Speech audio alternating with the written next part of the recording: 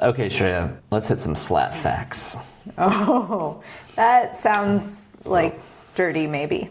Dirty lawyer talk, I guess. Okay, what exactly does irrevocable mean for a SLAT?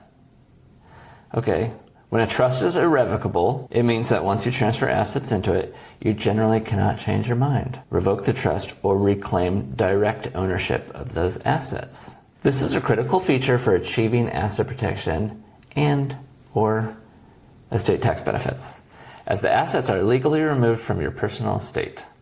While the donor spouse cannot directly access the assets, they can indirectly benefit through the beneficial spouse.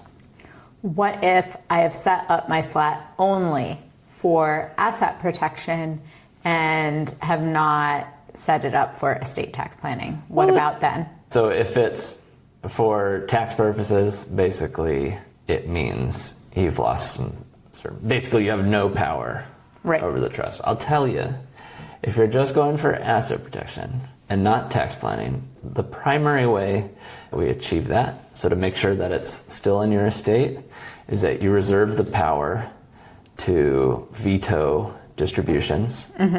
So even though, like, say your spouse is the trustee and the spouse is like, I'm gonna buy a Porsche. Yeah, I mean, I wouldn't veto that. But if I had the right to veto that, that would mean that that asset, that Porsche, is mine, for estate tax purposes. Right. So it would still be in my taxable estate because I reserve the right to veto it, and I'm reserving a right to say who that Porsche goes to on my death. So it's called a limited power of appointment. I can't give it to my creditors or to my estate, but you know, I could give it to someone else. You know, if you did me wrong, I could say, you know what, that Porsche goes to my mom. Ooh, sure, your mom. She wouldn't know what to do with a Porsche. Yeah. Okay. Can I gift any type of asset to a SLAT? Can I? I mean, you can, but should you? I don't know. So pretty much any type of asset can go in a SLAT. If you're going for tax purposes, you probably want one that's going to appreciate in value over time, if that makes more sense. Like that NVIDIA stock. Yeah. And if you don't want to step up, you know, again, it depends what your play is on the Lots SLAT. of factors to consider. But maybe an example of something that should not go in is our joint home. There you go. Yeah. Gosh, it's like you know what's on this iPad. Whoa. Yes. It's as though I have learned about this before. It's basically like any sort of asset protection trust, or most of them. You know, you don't want to put things in that you're using every day. You're not putting in your checking account that you're buying your flight lab foil gear with that you're going to use all the time. Your primary residence, your retirement accounts. Yeah, that does not go in. Not going in there. But other than that, it's a free-for-all. You put your Bitcoins in there, your silver coins, your stocks, your bonds, your shares. Private business interests? Yes, you can do that. Some types. Yeah, so... Like I didn't tell you, but I've angel invested in some companies. Yeah. Well, also in the sense of like, if you have like a holding company as part of your asset protection strategy, part of that holding company might be in a SLAT. Okay. But part of it you might own still. So, again, a lot of flexibility. Wonderful. Okay, next question. What happens to a SLAT if the spouses divorce? If there's a divorce, the donor spouse is obviously going to lose indirect access to the assets that are in the trust. Which is sad. They could be stuck paying the income taxes of the trust assets if things haven't been drafted properly. Right.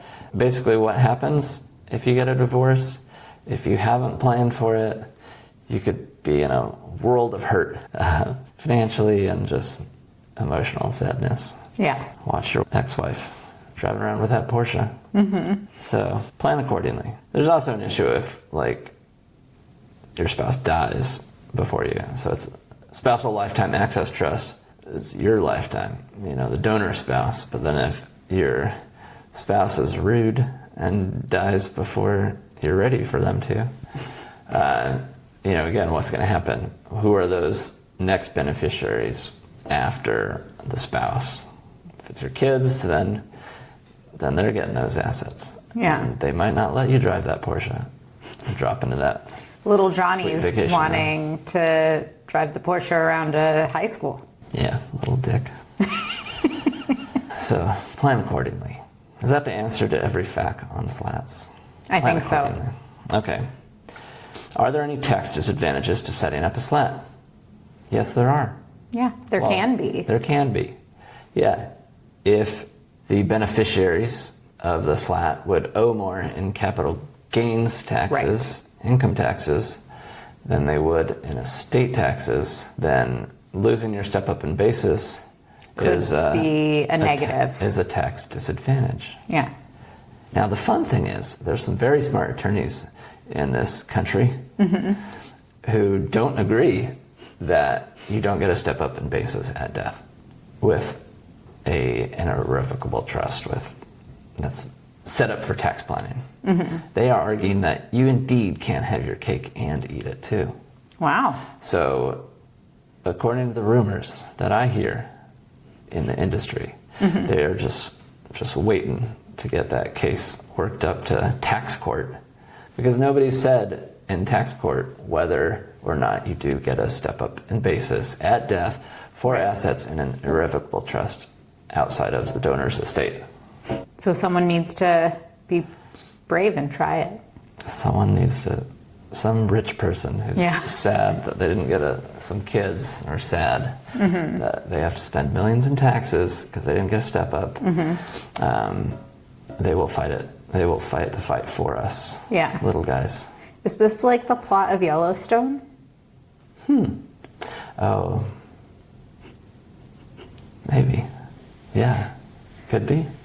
Maybe. State taxes. Man, we've had this incredible ranch through generations, and we've never thought to do any trust planning. Yeah. We just pass it down to each generation and let each generation pay estate taxes on it.